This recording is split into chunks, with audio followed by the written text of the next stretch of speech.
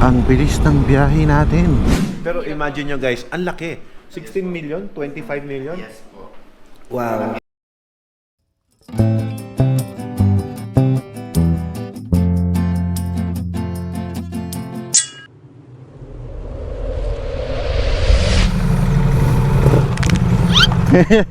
Bakit? Sumasakay ka na?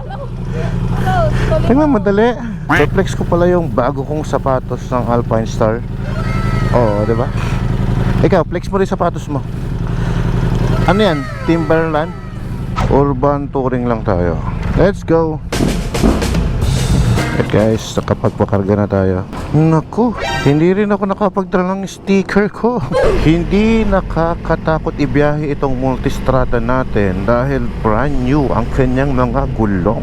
Simula nung napalitan natin ang gulong, isang beses ko pa lang siyang nagamit. Sobrang tipid sa biyahe, no? Dahil ulan ng ulan, ay, mayroon palang office ng Gwanson dito. Tsaka Hatasu e-bike. Diyan ko ipapaservice yung ano ko, say 1,000 ko soon. Change oil pa. Okay guys, so dahan-dahan lang muna tayo. Hindi tayo pwedeng madali dahil although it's just a quick ride, medyo nangangamba din ako dahil sa ngayon ay wala tayong airbag na suot sa ating katawan. Alam nyo guys, kapag nagmumotor ka, no, tapos sanay ka na you ride with the airbag, eh talagang hanapin mo din siya. Parang ano, feeling mo yung parang nakahubad ka kapag hindi ka naka-airbag. Same with wearing a good helmet. Kapag ikaw nagra-ride ng walang helmet, nako, pagka sumakay ako ng motor ng walang helmet, feeling ko hindi ako marunong magmotor. Siguro yung ibang rider na sanay sa pagsuot ng helmet makaka-relate sa bidyong to.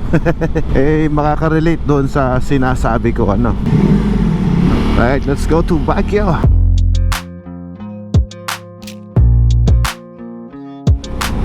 Ang bilis ng biyahe natin. Isa nga pala sa reason kung bakit kami umakyat ng Baguio today, dahil sa bibisitahin namin ang aming condo na binili dito. Ano na bang status? It's been a year na din matapos namin siyang mabili. Check lang namin. Siya nga pala, kaya kami bumili ng condo dito sa Baguio dahil preparation na rin. Kapag nag-aral na yung mga bata, hindi na kami magre-renta. Dito na yung school ng Brent, tapos Prime Hall Bishop. Ito naman yung Brent Residence. Ayan. So, ito yung condominium natin. Pwede na. Ayan, let's check it out guys. Good morning. Hi. Welcome to Brentville again. Good morning. Happy anniversary. Thank you. Ayan, nandito kami sa Vista Residence. Saan yung sa amin dito?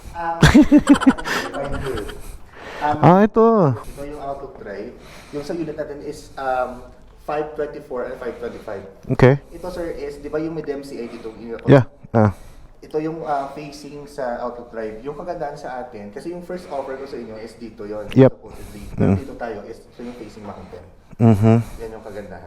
So sa likod tayo. Sa likod tayo. So, ang 24 dito na side. facing natin yung mga mountain. Nice. Mountain view tayo. Kuha po na magandang view. Kasi Thank you. katabi yun. Nice. Sold out na. So, ito kasi mayroong building na ilalagay dito.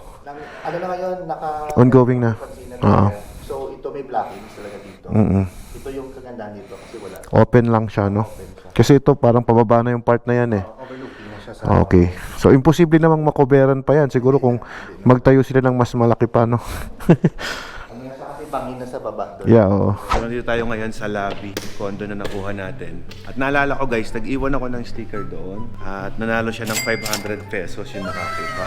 But that was last year. So, dito tayo ngayon sa ground floor. Ito sir, may bakante pa dito. Wala na din. At kung may mga reopens lang. Sold out na. Oh. Hindi, may mga followers ako na gusto ako maging kapitbahay. You can recommend them to me, sir. If Sige. okay lang po. I would love to help them. Oh, anong number sir? Para direct ang contact. My name is AJ. I'm one of the property consultants of Vista Residences. My phone number is 0956-1908-621. If you wish to know about projects of Vista Residences, I would love to assist you moving forward. Very good yung assistance ni Boss AJ. Kaya kinuha namin dito dalawa. Tsaka isang parking. Yes po. Ayan. At magandang investment guys kasi ngayon, balita ko tumaas na yung value, di ba? Nung ma-sold out siya, ilan na po ba ang value ngayon? You got your property from 6.1. Right now, the property already appreciates to 7.5. In just a span of 1 year, it appreciates 1.4 million. Oh, 1.4 million na agad. Pero hindi ko bebenta. I'm selling it actually. Ano na? Yung sa I'm kanya. flipping. Ah, Yung sa meron, akin. meron. Yes po. Kasi I also got mine last year. So I get it also from 6.1. So ang purpose ko talaga is for flipping or resale. Ibibenta mo din. Yes po. So magkano bebenta sa'yo? Yung sa akin, sir, I'm selling it for 7 million. With ano lang, sir, yung spot ko lang sa payments, then i-assume balance niya na lang. Yun. O yan guys, mura na yun. 7 million daw yung sa kanya. Kasi another appreciation increase niya is on December. That's 3 to 5% increase. Kasi yung turnover target pricing niya is 8.6 million. So from the 6.1 that I got it, 2.5 yung increase niya before the turnover period next year. Isang taon lang ang nakalipas, tumubo na kami ng 1.4 million. And syempre, thanks to Boss AJ. Sir, thank you. Yan. It's an honor. Baga kung hindi naman sa amin na open na, meron pala, pwede ka pala magkaroon ng condo na hindi ka nagluluwa ng pera Yung spot na niya. sobrang Yes. laki. Yes po. Magluluwa ka ng pera pero hindi too much. Yes po. Reservation only and then monthly Monthly equity. kami. Yun. Kasi ang ganda ng tumbler mo. Ayun. May last year You sticker. know what, sir? I pasted it last year. Still here. Kahit nababasa siya, hindi siya nag-ano. Oo. Siyempre, gawang dekalito. Laminated yan eh. Yes po. Ayan. Mabilis lang kami dito dahil hindi kami magtatagal talaga. Coffee, and then go home na agad. The founder and owner of this Vista Residence is si Sir Manny Villar. Ayan.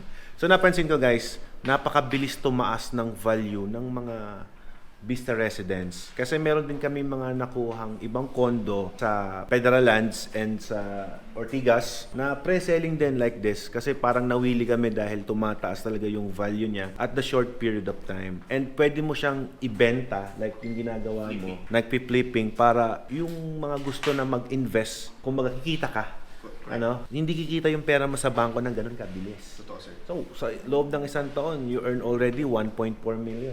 Hindi ka naman nagluwa ng 1.4. Correct, sir. Magkano lang nilabas natin? 200 plus pa lang. Di ba? Oh. 200,000 lang nilabas. For the whole year na yun siya. Oh, isang taon na yon. Pagtaas kasi ng economy ng Baguio, related din dyan, at saka yung pagtaas, of course, ng mga lupa dito sa area. So, kapag mabilis ang progress ng isang lugar, mas mabilis din tumaas ang value nitong mga condominium na nandito ngayon. Pwedeng gawing business, mami, no? Flipping. If you have extra budget, no? Tapos takot kang mag-invest. Meron akong kaibigan kasi, lumapit sa akin. Napanood yung video natin about condominium. And parang kukuha yata sila ng condominium dyan sa Burnham Park, dito sa Baguio. Ano sabi niya? Tapos, spot cash pa. Yeah. Parang, if I'm not mistaken, yung binanggit niya sa akin is parang around 20 million? Oo, 25 million? Ayun yung ilalabas niyang pera. So parang, sabi ko, bro, bakit? Ang laki. Bakit di ka lang kumuha ng pre-own o Pre-selling. pre-selling? Instead, it's a developer. Yes. It's a safe and sound also journey buying a condo Yes. coming from a developer. Yes. Kasi normally, if the property is already pre-owned and has existing owner, so tendency of that is you have to pay for the capital gains tax and also with the title transfer. That will cost you so much money as well. Yeah. Which in fact, with if it comes from developer, especially kay Vista Residences, you don't have to pay for the miscellaneous fees, value-added tax, and also for the bank fees because inclusive na siya lahat, all-in na siya. By the way, saan pa branches or located yung mga Vista Residence sa tinatayo? Well, actually, we have a couple of projects around the Philippines. We have in Cagayan de Oro, and we also have in Boracay, but it's already sold out. We have in University Belt, Manila, Quezon City, Makati, Pasig, Mandaluyong. That's our prime locations of Vista Residences projects. Sayang, kukuha sana ako sa Boracay. In-offer niya yan sa akin.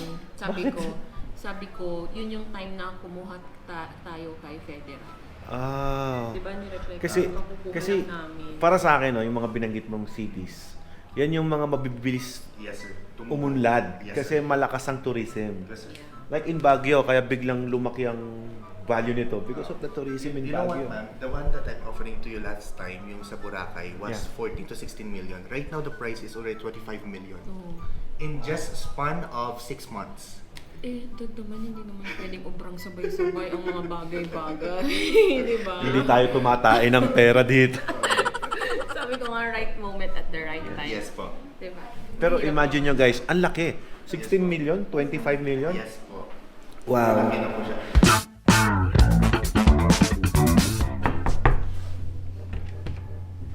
Come in. Welcome po sa bago naming condominium ni Ella Max. Yay! Touch ka mo naman ah! Mami, ano nga sabi mo? Sukatin mo nga kung kasya yung katawan natin dyan. Kasya naman. Yung CR naman. Check natin yung CR. Yan. Maganda nga. kasi Ang ganda. may Oh, laundry. pwede ka maglagay ng laundry na maliit. Ito yung design na pwede mong gayahin. Oh. Hindi naman nakakahiya, di ba? Ang ganda. At least may idea na kayo guys. Ito yung itsura ng aming magiging condominium ni Ella. Na-excite ako. Let's have some beer. Let's go. Bye-bye po. Mabilis na lang. Siguro mga isang oras nasa bahay na kami. Very productive naman guys. Sobrang sulit ng aming investment. May piece of advice guys. Kapag bibili ka ng mga condominium na ganyan, check nyo yung mga developer. Sino yung nagde-develop ng lugar. Ang mga developer kasi ng mga condo units, yung malalaking establishment, bago sila mag-construct niyan, yung soil test, meron niyang gagawin na pagsasaliksik regarding sa structural ng lupa, characteristic ng lupa, lahat i-check nila yan guys. Upon checking yung lugar na yon, bago sila magtayo, for example, kapag sagi yung lupa, hindi siya pwedeng tayuan ng malalaking buildings, medyo mga bungalow siguro ang itatayo nila. Pero kapag naman yan, mga high-rise building, i-check muna na lang maigi. Napaka-importante kasi yung tibay ng lupa pag nagtayo po kayo ng condominiums. Hindi yan basta-basta. Lahat naman ng developer, ang ayaw niyan malugi. So kapag ka na-check nilang maigi yung lupa na tatayuan nila, doon pa lang nila paplanuhin anong klase. So pinag-aaralan lahat ng mga establishment ng mga high-rise building ng mga matatalinong ihinyero bago nila gawin yan. Hindi yan basta-basta. Nandito na kami sa Shell. Karga lang tayo.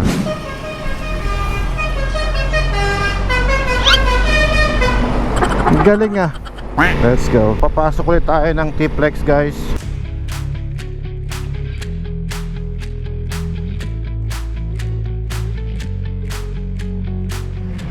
Gumawa siya ng parang wall dyan at ilalagay daw yung malaki kong logo dyan. Hello. Good afternoon. Mabuti sir. Mabuti. Good afternoon. Taga Bulacan kayo? Santa Maria, kababayan. Assist ko po kayo. Eh, kamusta? Na-assist naman po ba kayo? Apo na po yung commercial. Okay na po. Ah, okay na. Late na pala ako eh. Settled na?